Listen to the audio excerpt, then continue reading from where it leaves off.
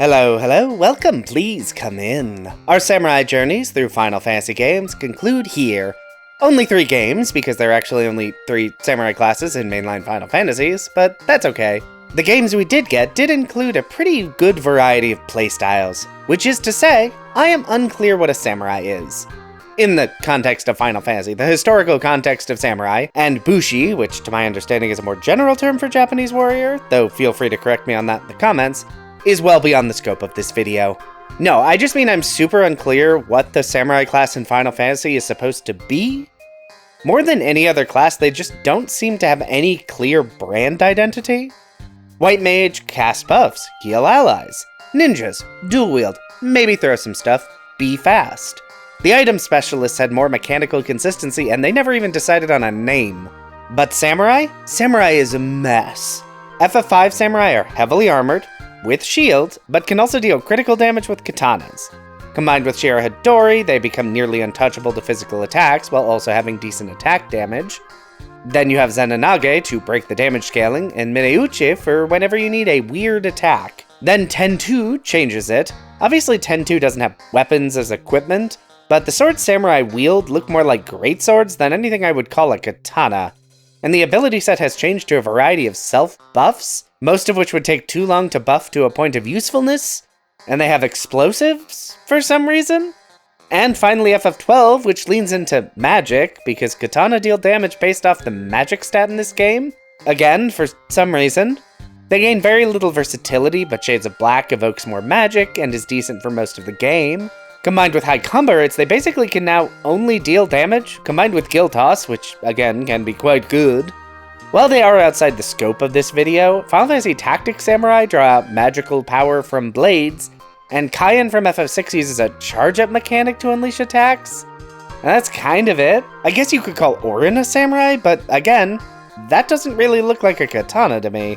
It just makes it hard to compare the usefulness and utility of these classes across different games because samurai are basically different classes in every game. You could genuinely strip away the Japanese ability names and change out the class name, and no one would even know these are supposed to be the same thing. Despite the inconsistency and the difficulty in comparing such differing ability sets, I will still endeavor to do so. Because otherwise this would make for a very short video and a very anticlimactic ending to the series, which samurai may deserve, but I will do my best to overcome. And that starts with the difficulty comparison, and that starts with FF5. And looking at all 3 games next to each other, I have never seen 3 games so close together on the difficulty spectrum, which by itself is actually surprising.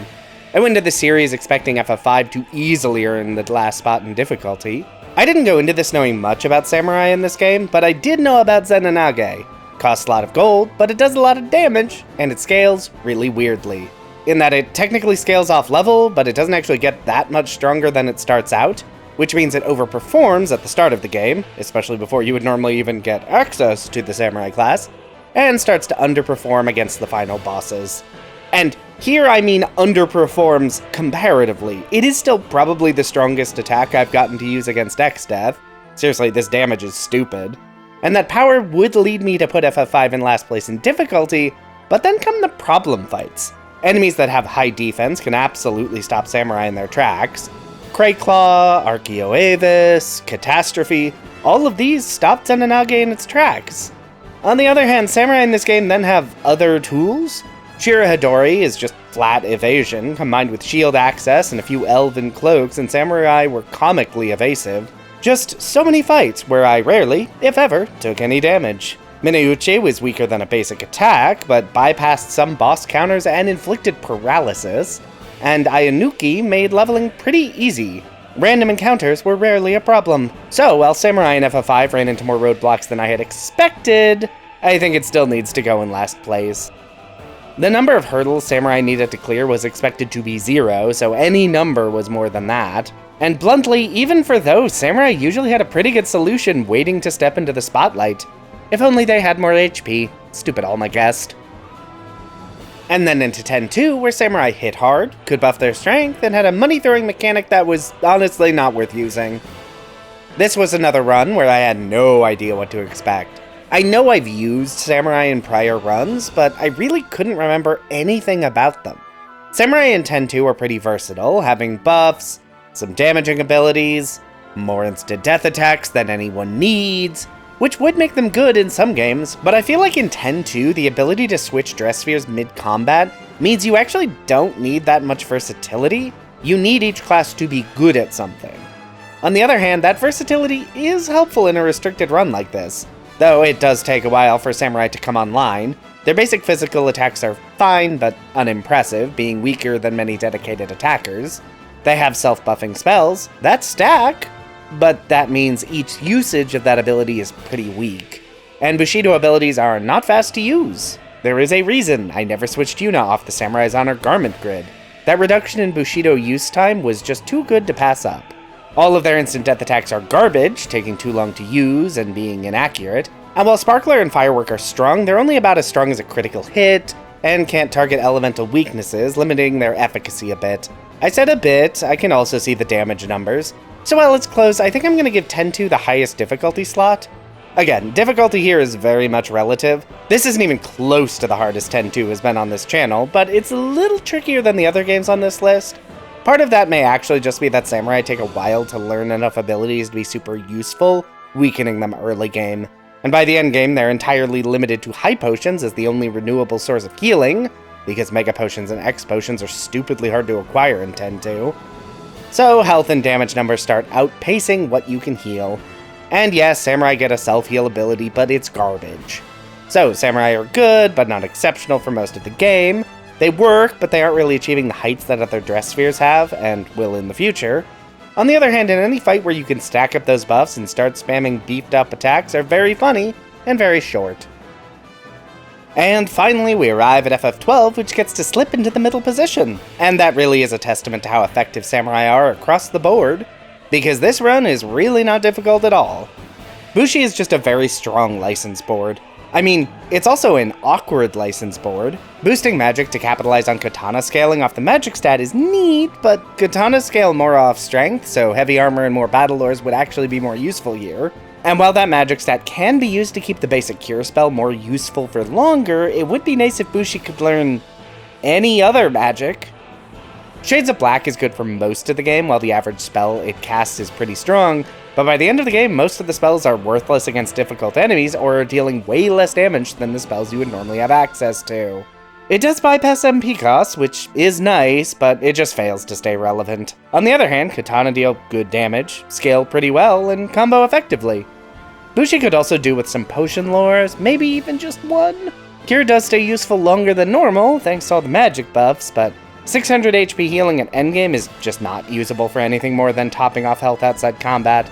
But Bushi can't earn the top spot in difficulty either. While I am fairly critical of the license board and the things it could probably use, it is still quite good. Reliable damage, you can still access haste, berserk, and bravery pretty easily. A lot more HP lores than I thought the board had. All of these are pretty great things. And of course, the Bushi secret weapon, Giltoss, because Giltoss retains its status as the most broken ability, at least before the post-game. And now it's time to chart out the recommendations. And that starts with FF5. I was really unsure where to rank each game as far as difficulty of run. Every Samurai run had similar amounts of very good mixed in with a boss here or there that was genuinely difficult. So ranking the challenge of each was difficult. Ranking the recommendation of the playthroughs is less tricky. And FF5 gets to go into last place. This is definitely the run I would recommend least. And this comes down to two main issues with the Samurai class in this game. The first is that it's kind of boring. Zenonage is such a dominant ability in this game that invalidates every other strategy in almost every boss fight. Why would I do anything other than throw money at the problem when throwing money at the problem solves the issue? There were some other fights that avoided this issue and required other strategies. Mineuchi to bypass counters or inflict paralysis, just basic attacks. Yeah, that's kind of it. Samurai just don't have any real variety. Throw money to deal damage, evade physical attacks, hope the boss can't deal a bunch of magic damage, or equip the Aegis shield.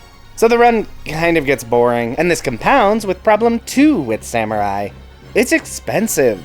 Zenonage is very strong, and it has a price tag to match.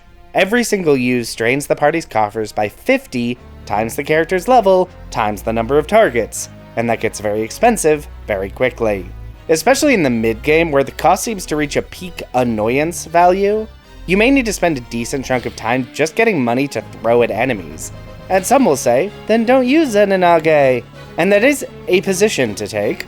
The problem is then, you're gonna need to grind even more, because you will need to replace the damage from Zenonage with just dealing more damage via leveling up, so it's basically the same formula, but because Zenonage is so strong, you will actually spend more time trying to earn money than you spend actually doing the fun boss fights. So, FF5 has to go last. And next up is 10-2. And what is this? 10-2 gets to earn the top recommendation? Wow, well done 10-2. After all the criticism I tend to level at this game, it is nice to see it earn a win. And honestly, it was pretty easy to put this game in the top ranking. Samurai may be weird in this game, but it is a good kind of weird. And most importantly, 10-2 has a more interesting set of tools to use in any given fight. Garment grids unlock status bonuses, passive effects, and spells that the class would normally not get access to. Stega, Reflect, probably some others. These give you a lot more strategic choices while building out a path through the bosses. And ultimately, that path amounted to stay alive long enough for a unit to get fully set up, but exactly what that setup looked like was pretty interesting. Do I need to reflect to negate magic damage so I can heal fast enough? Do I need to absorb fire damage and cast Protect to mitigate offenses? Do I need to revive Yuna 30 times because she decided napping mid-combat was how she wanted to spend the most obnoxious fight in the entire game? Samurai are also the class in the game that have the most variety in their moveset. While many classes can be one-trick ponies, no Thief, you don't need that many skills that steal, I promise. That is not the case for Samurai. There were self-buffs, instant death attacks that never work, offensive abilities. Did I use most of these? No, because many of them are not actually that useful. But figuring that out was an interesting experiment. Compounding all of this was that 10-2 actually has a decent boss variety. Most of the bosses in 10-2 have slight variations in their mechanics that mean you do need to at least look over your setup before diving into the fight. Maybe your tried and true strategy will work, but better to be sure. And that little bit of strategic oomph is exactly what I look for in a recommended run. And last on the list is FF12, which gets to earn the middle recommendation. Because what can I say? This run was fine. I mean, it's FF12. I had fun, it was a good time. But I'm skeptical that most of that was Bushi specific. Bushi just doesn't do anything that interesting. And that comes down to the same problem as FF5. They do not have enough variety. You need to equip the best katana you can find, depending on elemental affinities, the best mystic armor, set your one attack gambit, and that's kind of it. Combat solved. You get a little bit of variety when you get Shades of Black, but I don't know that that should really count. It's really just a gamble button that you can press at will. And while it can be quite good, there's not really a strategic consideration to it. It's basically use Shade of Black until it stops being worth using, then switch back to basic attacks. Bushi do not learn any spells at all, so nothing there to add some spice to your combat strategy. They do get other techniques, but most are utility, like Libra, or worthless, like everything else. Other than Guild Toss, which returns to break the combat design and be expensive, and it basically suffers the same issue as FF5 Zenonage. It costs a lot of gold and breaks everything. It's not as bad in FF12, both because Gil is much easier to acquire, especially at endgame, and because Bushi deal more than enough attack damage to make it actually not worth using Guild Toss in most fights. But Bushi are probably the most boring class in the game. Foebreaker is close, but at least Foebreaker gets some interesting techniques, though I think most of those are post-game. I guess Ulan are similarly dull in a solo class run, though I never ranked Ulan since that was a one-off. Hard to say. So yes, this is a fun run, do it if it sounds interesting, but Bushi definitely feels like one of the worst victims of the Zodiac Age's Path to License board. Feels like an awkward mishmash of licenses that work, but not the best, and there just isn't any real variety, so it's fine. And that is Final Fantasy, Samurai Only, all wrapped up, and that was really interesting to dive into. I have used all these classes before, but I never realized how different and distinct each Samurai iteration was. It made it really fun to look into how each class works. I am curious if I'll find any other class across Final Fantasies that match this level of inconsistency. I did want to shout out that I do have a Patreon, linked in the description. I spend a lot of time making these videos. So if you enjoyed the video, want to support the channel, and are financially stable enough to do so, that exists. No pressure though, this channel is free to enjoy for everyone and will remain that way. For now, if you like this video, be sure to hit that like button. If you'd like to see more of this, feel free to subscribe. hey, maybe leave a comment if you have something you'd like to say. But whatever you decide to do, have a safe trip home.